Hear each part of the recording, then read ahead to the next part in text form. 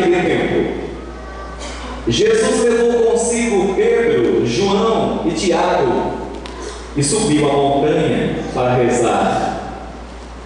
Enquanto rezava, seu rosto mudou de aparência e sua roupa ficou muito branca e brilhante.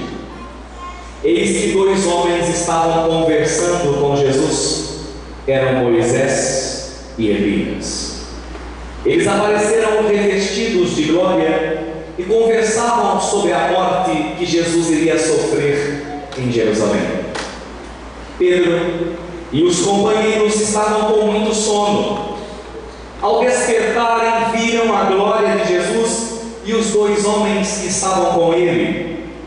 E quando esses homens se iam afastando, Pedro disse a Jesus: Mestre, é bom estarmos aqui.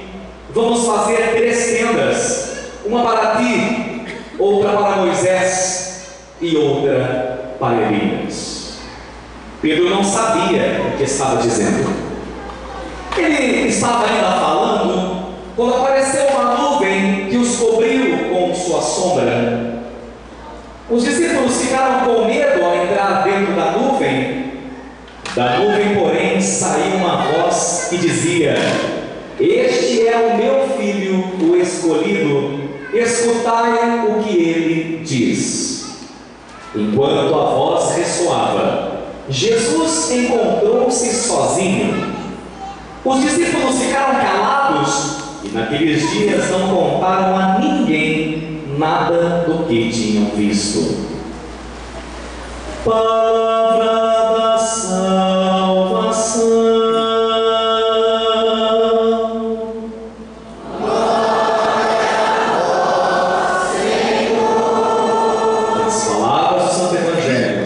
Perdoe nossos pecados e sarem as feridas de nossas almas.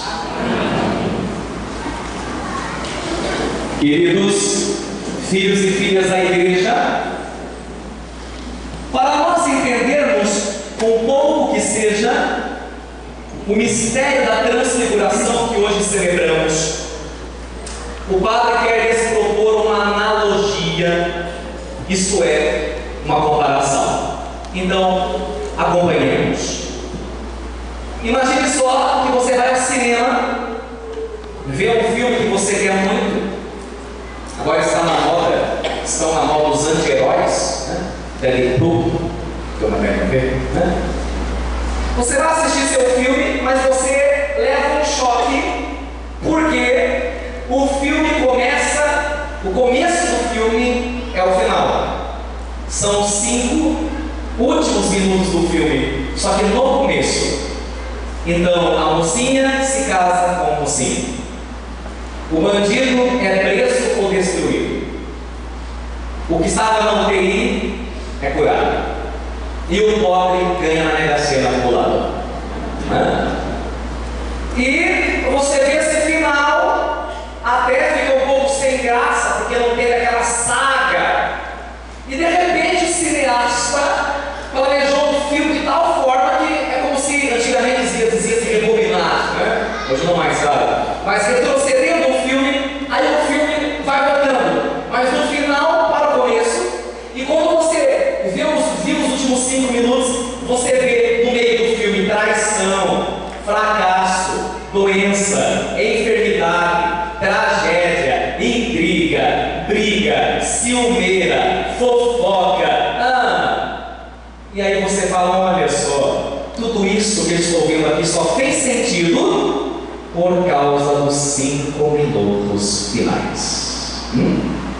Ainda estou na introdução, senão não vai dar para entender a lista de hoje. É interessante, tem um cineasta, eu não me lembro o nome dele, mas eu gosto de ler esses assuntos, que os livros que ele escreve, as dramaturgias, bem como os filmes que ele escreve, os finais são trágicos. O mocinho morre, o bandido triunfa e tudo acaba numa grande tragédia. E quando ele foi perguntado pela equipe da Globo News por que é que o filme e os livros dele acabam assim, ele falou: porque o mundo é assim, é tragédia mesmo, então escreva que o povo já está acostumado. Agora que interessante, por que é que você, por nosso povo gosta de novela, gosta de livro, gosta de contos, gosta de romance. Nós gostamos, eu gosto.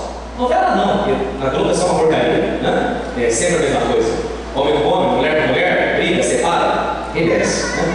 Mas enfim, uma boa história, uma boa saga, um bom livro, né? O Senhor dos Anéis, por exemplo, há um tempo atrás, você quer ler do começo até o final porque te entretém. E o que você fica torcendo que aconteça no final? No final, você fica torcendo para que tudo dê certo. E você fica naquela torcida, tomara que o mocinho vença, tomara que seja um happy end, toda a torcida. E que alegria é quando desde criança nossa mamãe, a TV Cultura, contava história para nós e sempre terminava dizendo: e viveram felizes forever and ever. Não é assim? Mas aí isso é uma coisa interessante. Por que é que você não gosta de fins tristes? Já te explicaram?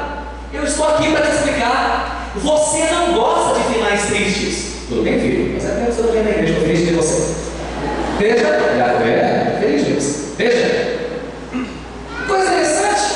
Nós gostamos de finais felizes por uma razão óbvia. Porque Deus colocou no meu peito e no seu um desejo de happy end, um desejo de vitória. E quando a gente vê uma história não teve um desfecho feliz, a gente volta triste. A gente sai do cinema e fala: perdi meu ingresso. E sai pisando tudo. Eu já saí de filme assim no shopping. Porque eu quero que tudo acabe bem. Mas isso é maravilhoso. O Deus que colocou na sua vida, o Deus que colocou no seu coração o desejo de que as coisas terminem bem, não pode ser fã da tragédia, da derrota, do fracasso, da traição, da derrocada. O nosso Deus é o Deus do happy end. O nosso Deus é o Deus do final feliz. E é por isso que você quer que as coisas se deem bem. Sabe por que você deseja? Que tudo dê certo, meu irmão, minha irmã. Porque Deus é o primeiro que está interessado em que tudo dê certo na tua vida. É o primeiro que torce pelo teu sucesso. É o primeiro que torce pela tua realização. Então você diga: mas padre, o que tem a ver uma coisa com a outra? Não entendendo nada, transfiguração? Vou explicar. Isso é apenas a introdução. É mais ou menos isso que está acontecendo hoje na página sagrada do Evangelho. Jesus está preparando os discípulos para a tribulação, para a morte, para a humilhação.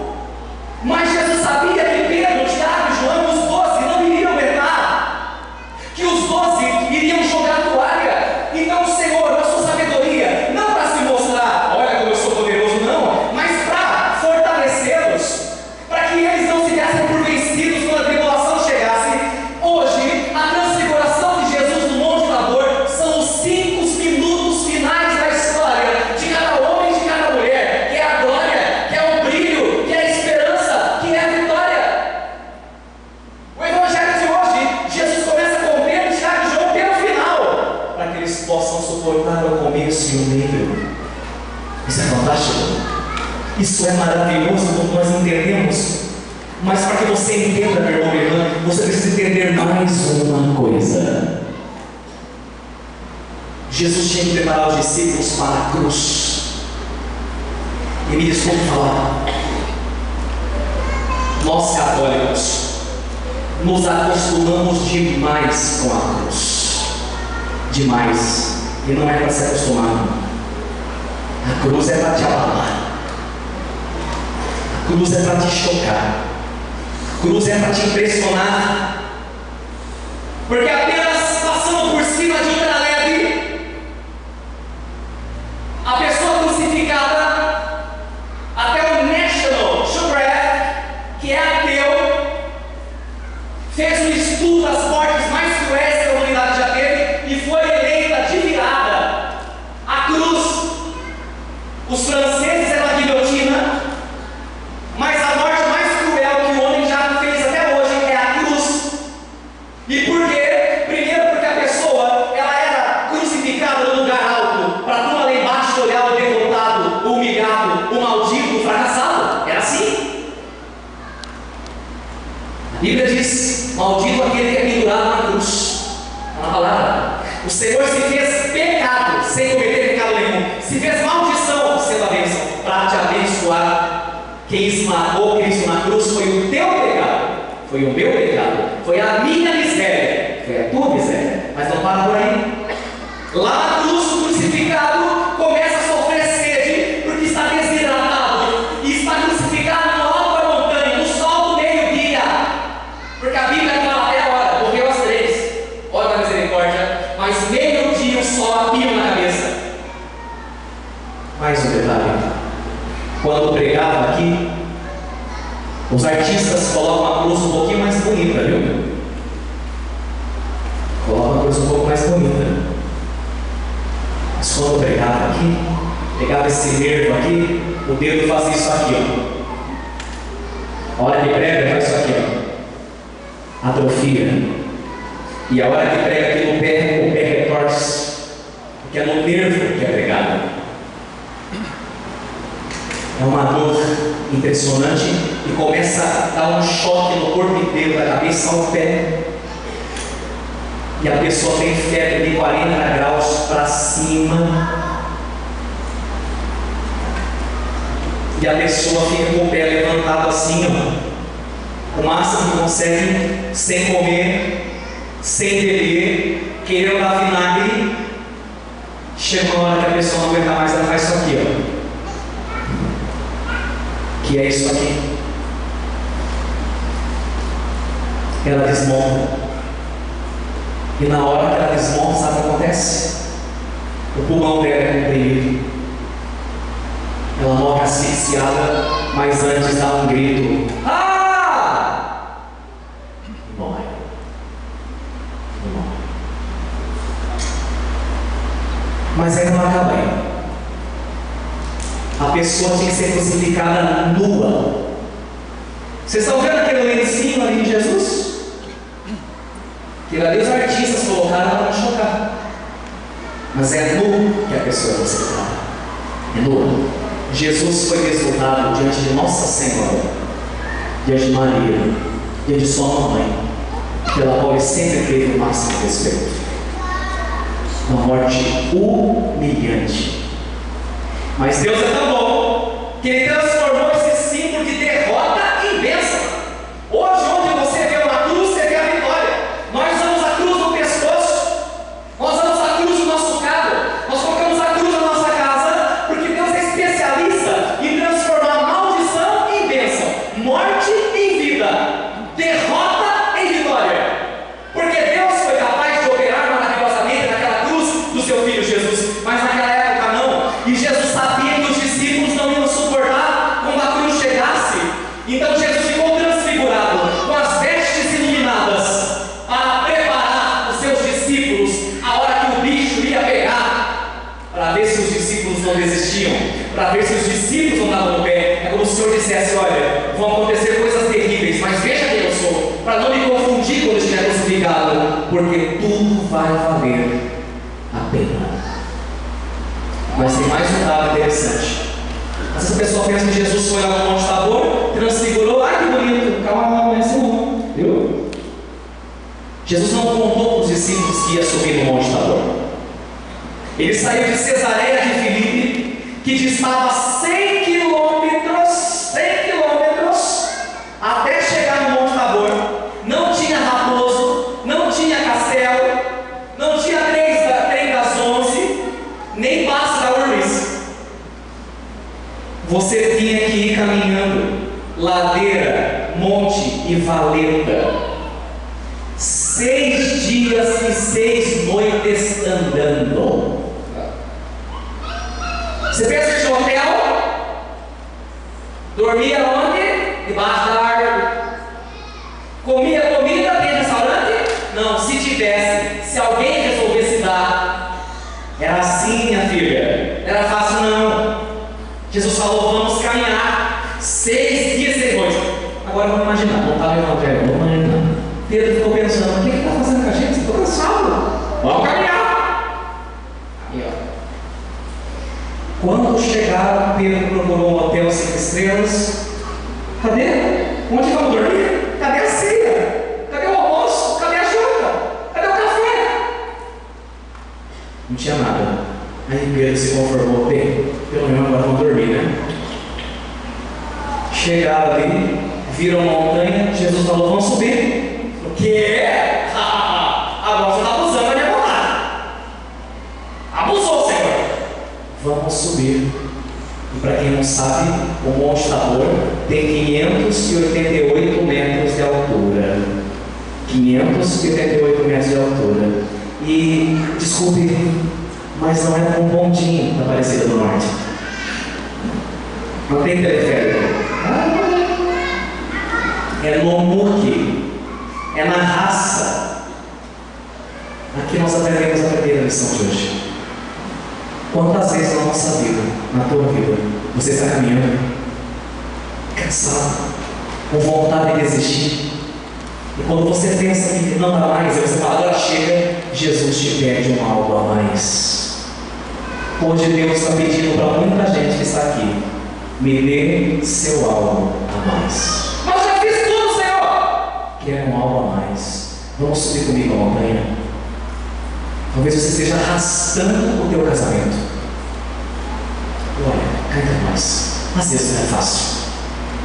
Às vezes dá vontade de chutar o pau na barraca, desistir de tudo e fechar para balanço. Mas o Senhor está dizendo: não desista, persevere, continue, porque eu estou dizendo que a transfiguração lá em cima vai encher de sentido a tua vida, que os 5 minutos finais serão a tua realização, a tua coroa, a tua alegria. Portanto, continua, mesmo no casamento difícil, mesmo com teu filho que não se converte, mesmo não vendo um horizonte à tua frente, Deus está dizendo: me dá hoje seu algo a mais, porque eu quero fazer uma mudança maravilhosa na tua história, na tua vida, mas eu preciso que você suba comigo a montanha. Essa semana eu fiquei bravo com uma coisa. Nós tivemos a procissão sexta-feira, católico tem que fazer a procissão na quaresma, quem não faz na quarta, né? E uma senhora coitadinha chegou na casa dela, o marido falou assim: eu vou te levar para o Beta. Falou: por quê? Para você morar na igreja. E a próxima vez que você for em casa, você não entra. Que marido esse? Não dá vontade de pegar nos colarinhos, né? E dar uma voadora no peito? Dá. Não dá vontade de falar assim: casamento, tchau, beijo, me liga. Essa mulher não fez isso. Ela procurou amar o esposo. Ela procurou ser uma crucificada dentro do seu casamento. Porque é muito mais fácil virar as costas e desistir de tudo. Mas não é isso que Deus pede para nós. Eu estou encontrando um monte de gente desistindo da relação, desistindo das amizades, desistindo dos casamentos, porque eu estou separando porque ela tem umas manias. Você se casou com as manias dela também. Agora, eu não estou aguentando mais o casamento porque meu marido, nossa, tem uns vícios, você casou com os vícios dele também. Nós precisamos entender que casamento é uma coisa maravilhosa, sim, mas casamento é cruz, irmão. Casamento é cruz, irmã. Se tem alguém aqui na igreja querendo casar e não quer ser um crucificado, pula fora, porque você não serve para casar. Casar é crucificar a própria vontade para fazer a outra feliz. É como aquela música católica que não deve ser cantada só para Cristo, mas o marido deve cantar para a mulher: amar-te mais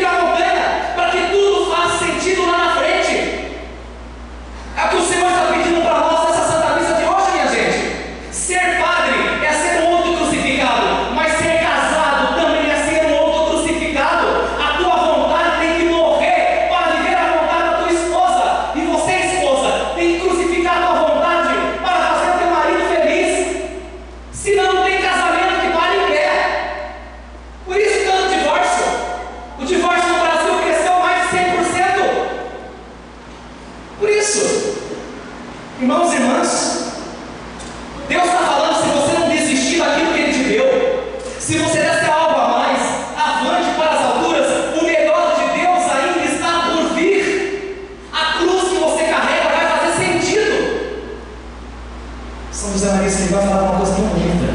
Ele dizia assim: é preciso carregar a cruz nos ombros, sem perder o sorriso dos lábios, porque reclamar não vai mudar o teu marido, não vai mudar a tua mãe, não vai mudar teu pai. Queridos, por que é que vocês acham? Eu vou fazer o gesto, pode manter a câmera aí, não precisa tirar. Vou fazer um gesto para você prestar atenção. Por que na missa nós entramos aqui pelo corredor com a cruz na frente e a gente faz isso aqui, ó, presta atenção.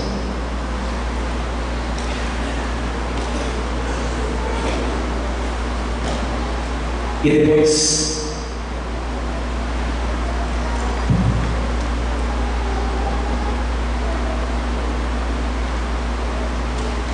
subimos a montanha todo domingo e vemos Jesus transfigurar aqui, para que a planície lá embaixo da semana do dia a dia faça sentido.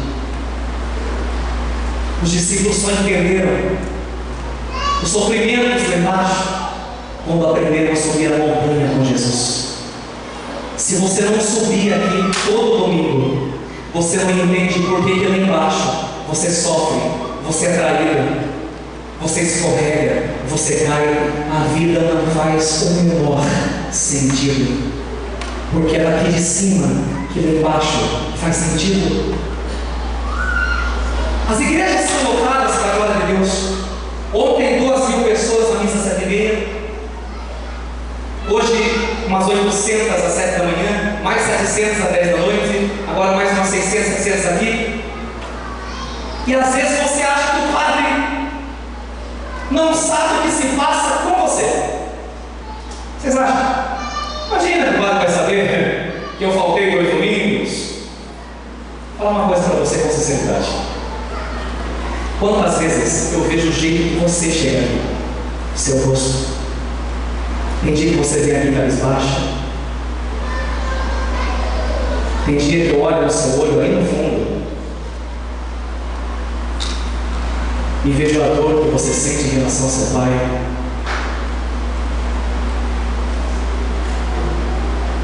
A falta que você sente da tua mãe. O medo de ficar doente, fora do comum que você tem na sua cabeça, que está aí no fundo. Eu vejo o jeito que você chega. E depois que termina a missa, quando eu passo de carro por você, eu vejo seu rosto no final. Deixa a criançada na vontade. Eu vejo seu rosto no final, depois da bênção final, e às vezes, não raras vezes, eu vejo um sorriso de orelha a orelha. Porque você entendeu que subindo a montanha, a planície faz sentido.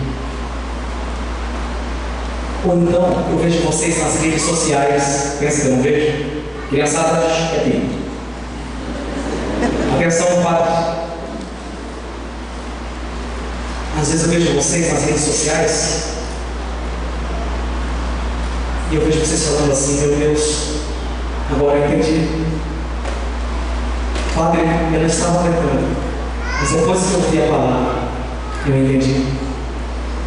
E aí vocês me fazem acreditar que quando a gente sobe a planície, a montanha, a gente volta para baixo, para a semana de segunda a sexta, mudados, transfigurados, porque aprendemos a subir a planície, a montanha, e deixar a planície.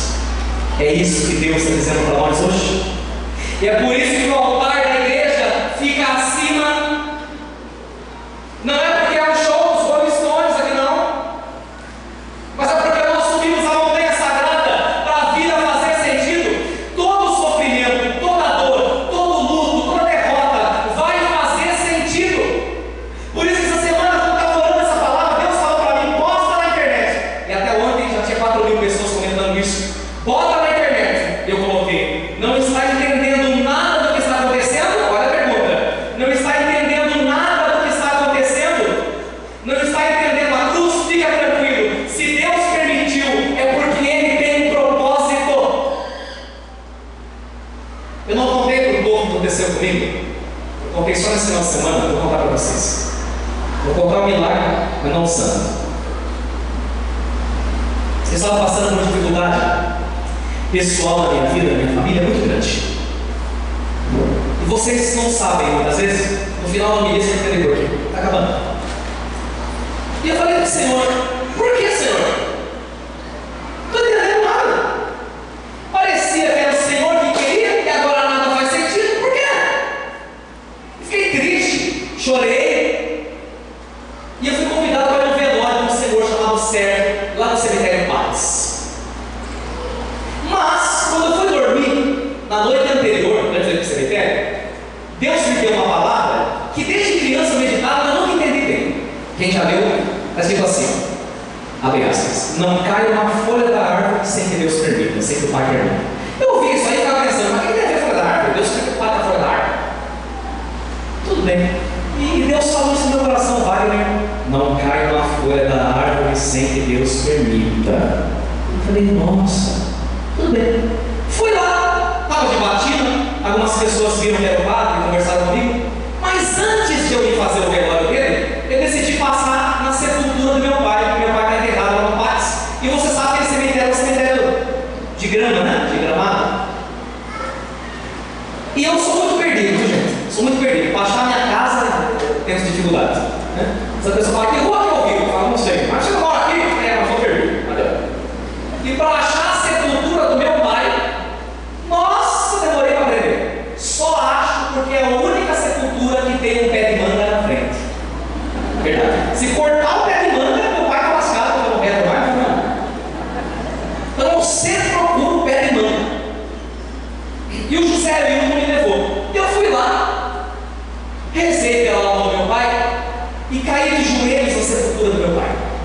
E falei: papai, o senhor já está com Deus aí. Me ajuda, que eu não estou entendendo nada. Que vulgo é esse? Eu sei que eu errei, mas por quê? Quando eu me levantei, eu olhei para a folha da mangueira. Bem nessa hora, caiu só uma folha, bem suave, muito bonita, eu queria que gravasse.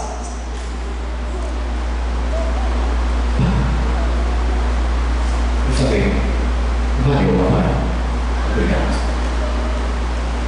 Aquela folha poderia cair em qualquer outro momento, seria coincidência. Mas bem no meu amém, só podia ser Deuscidência, porque era Deus por detrás daquela cena. E quando eu entendi que a folha da árvore caiu, eu falei: tudo, absolutamente tudo que acontece na minha vida, até meus fracassos e minhas derrotas, Deus vai tirar maravilhas. Porque é isso que Deus sabe fazer: transformar tragédias em bênçãos. Eu vim aqui para falar uma coisa para você, eu quero que você decore. Vai ser gravado, para você conferir depois. Preste atenção. Para você: eu não sei como Deus vai fazer, mas de uma coisa eu sei: vai ser perfeito. Grave bem. Eu não sei como Deus vai fazer, mas de uma coisa eu sei: vai ser perfeito. E é por isso que ele se transfigurou diante dos três hoje. Só de Pedro, de João e de Tiago. Porque todo mundo tem na vida três mais chegados. Amigos não passam o terceiro dedo de uma mão que tem cinco. Mas para você acreditar no que eu estou falando, vou falar que eu estou inventando na minha cabeça, abre a sua palavra para a primeira leitura. Abre aí. Abre aí. Mas não olha. Abre, mas não olha. Vou explicar, senão não adianta. Todo texto tem contexto e seu pretexto. Todo texto tem contexto e seu pré-texto. Então vamos ensinar, senão não adianta nada. Abrão, não Abraão, Abrão era um homem humilhado. Com 80 anos naquele tempo, se o cara não tinha filho, não podia garantir sua descendência, ele era considerado maldito, amaldiçoado. Os amigos zoavam Abrão. Ei, Abrão, não tem filho, né? Velhado, amaldiçoado. Era assim que ele era chamado. E a esposa dele, que era Sarai, com I, Sarai quer dizer em hebraico estéril. A esposa dele, além de ter 70 anos, 75, era estéril, como os pais de Santa Filomena.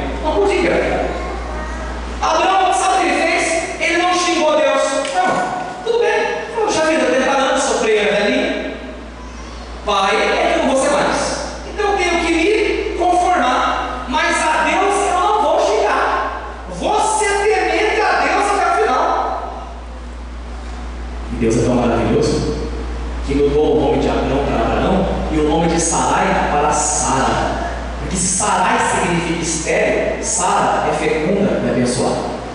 Deus mudou o nome para Sara. E quando Abraão estava triste, final, acabou, the end, final trágico, Deus apareceu para ele. Veja aí o primeiro versículo. Veja aí. Que lindo. Ah, isso é lindo demais. Naqueles dias, para a gente poder, a palavra te curar, você vai falar. Quando você fala, a palavra te cura. O Senhor conduziu Abraão para fora e disse-lhe: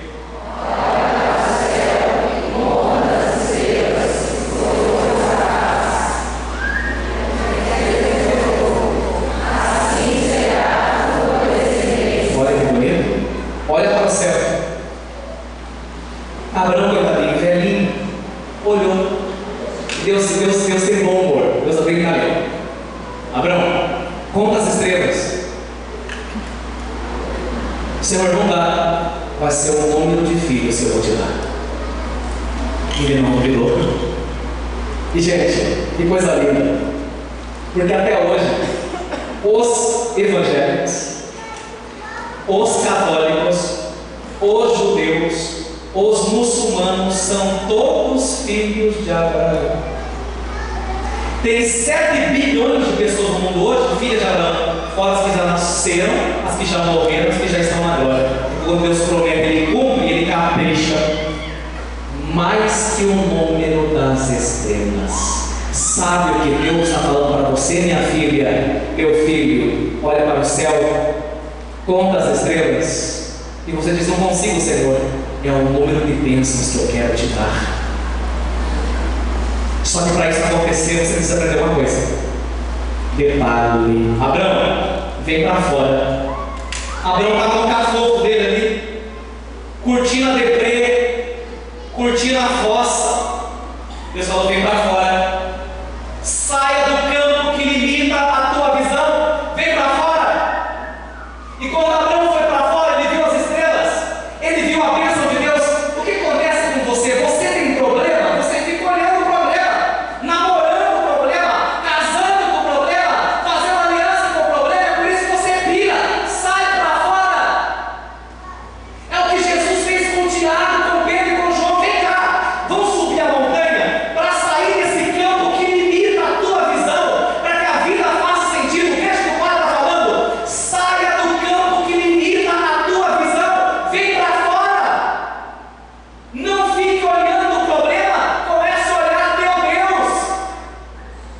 Isso que Deus está ensinando para nós. E veja que coisa maravilhosa aconteceu com a vida de Abraão. E é o mesmo que Deus quer que aconteça com você. Agora, o final da pregação de hoje. Final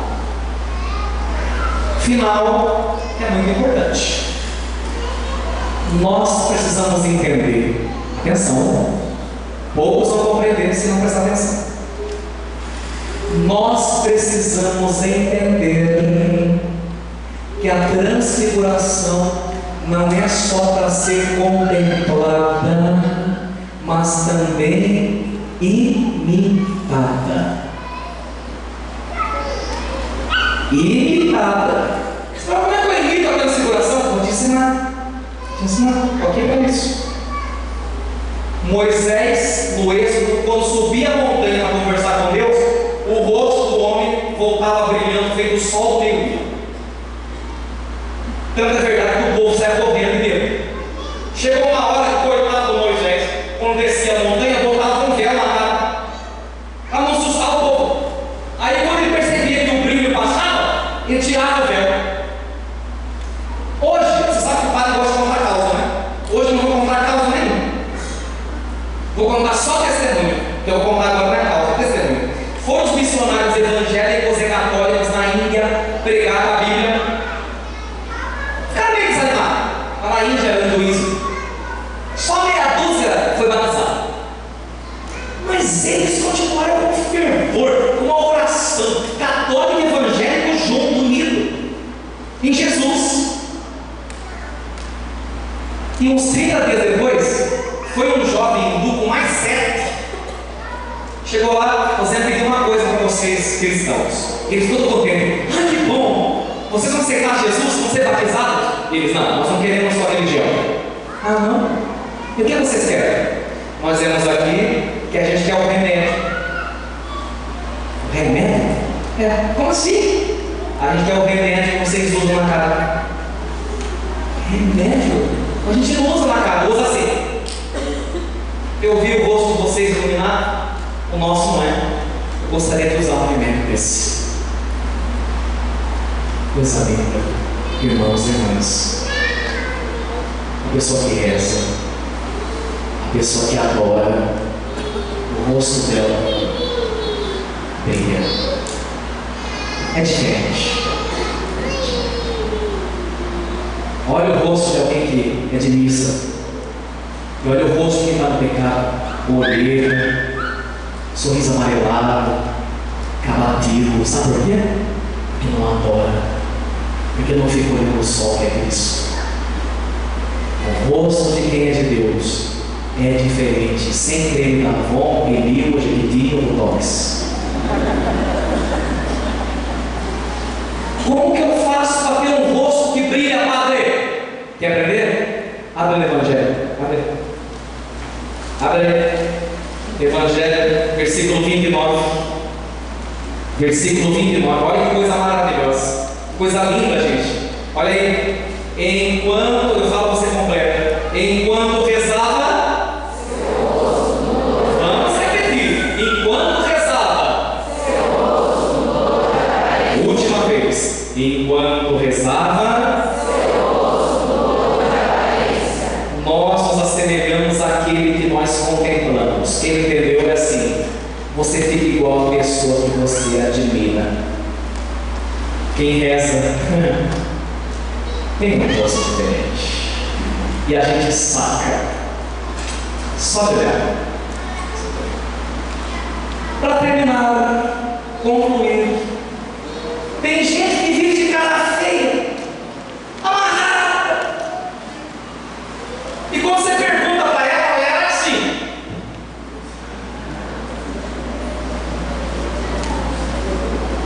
Pergunta para ela o que foi. Ela não responde. E se responde, ela fala: você não sabe os problemas que eu tenho. Não sabe. Você não está na minha terra. Assim, já vai te mandar. O que é? Bebê, ó.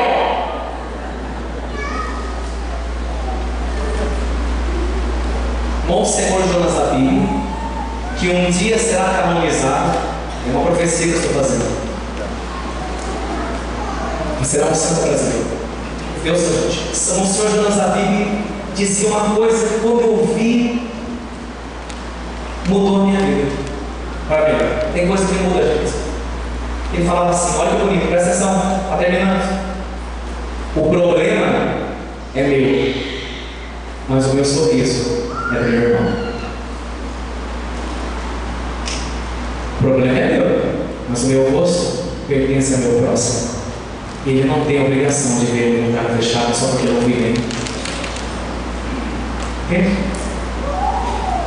Olha, gente, tem dias que nós fatos escutamos cada barbaridade, cada morte. Mas eu não posso chegar aqui com uma cara fechada, porque eu só tive notícia ruim. Porque os problemas são meus, mas o meu rosto pertence a você. Precisamos aprender a mudar isso na nossa vida. Enquanto rezava, seu rosto mudou de aparência.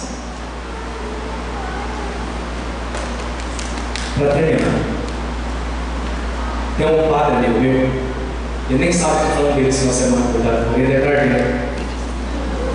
O nome dele é Luciano, estudou comigo.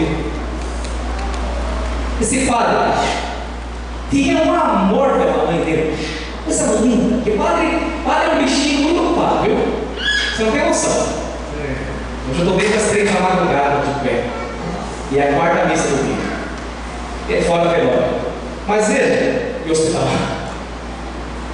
Apesar de um padre ser tão ocupado, a mãe dele tinha falta de ar. Uma senhora simpática, ficou até amiga da minha mãe uma época, antes de mudar da cidade. Coitada. E ela só gritava no filho. Ela gritava: Luciano! Mas ele ia com amor cuidar daquela mãe. Depois de atender coisas só por Deus. E ele, olha, foi um testemunho para mim muito bonito. E há pouco tempo atrás a mamãe dele faleceu. Foi terrível, uma dor muito grande. Aí ele trouxe o papaizinho dele para morar com ele na casa paroquial, como eu moro com a minha mamãe. Moro com a minha mamãe, que é muito gostoso morar com a mãe, também vinda falatória. E aí, o pai dele foi morar com ele. Deu 4, 5 meses, esses dias o papai faleceu. E não sei se vocês ficaram sabendo que a semana passada foi retiro dos padres. E gente, vou contar uma coisa para você. Eu, quando os padres da minha turma, eu sou muito sadista, tá percebendo? Brincalhão, conto caos, conto piada. E algumas vezes eu estava meio com medo de contar uma coisa engraçada, porque eu tinha acabado de perder o pai e a mãe. Mas eu vou falar uma coisa para vocês. Esse padre, quando a gente brincava, era o primeiro a sorrir. Era o primeiro a sorrir. Porque não sei se ele percebeu, ele entendeu que o problema pode ser meu, mas o rosto pertence ao meu irmão. Só pode fazer isso quem cultiva a oração e espiritualidade e vê a vida ser transfigurada. Quem não faz essa experiência não consegue. Hoje eu encontrei uma mãe tremendo,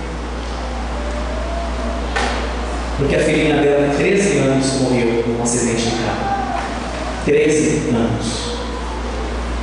Não é fácil. Para ela sorrir vai ser muito difícil. Vai ser difícil. Mas se perseverar, olhando o Senhor no monte da Tabor, será possível. Conclusão da pregação de hoje. 6 tipos de pessoas. Qual é você? Pessoas feridas. Ferem pessoas. Já feri muitas. Peço perdão a Jesus em toda a minha situação. Pessoas curadas curam pessoas. Pessoas amadas amam pessoas. Pessoas chatas chateiam pessoas. Pessoas amarguradas com a vida amarguram pessoas. Pessoas santificadas santificam pessoas.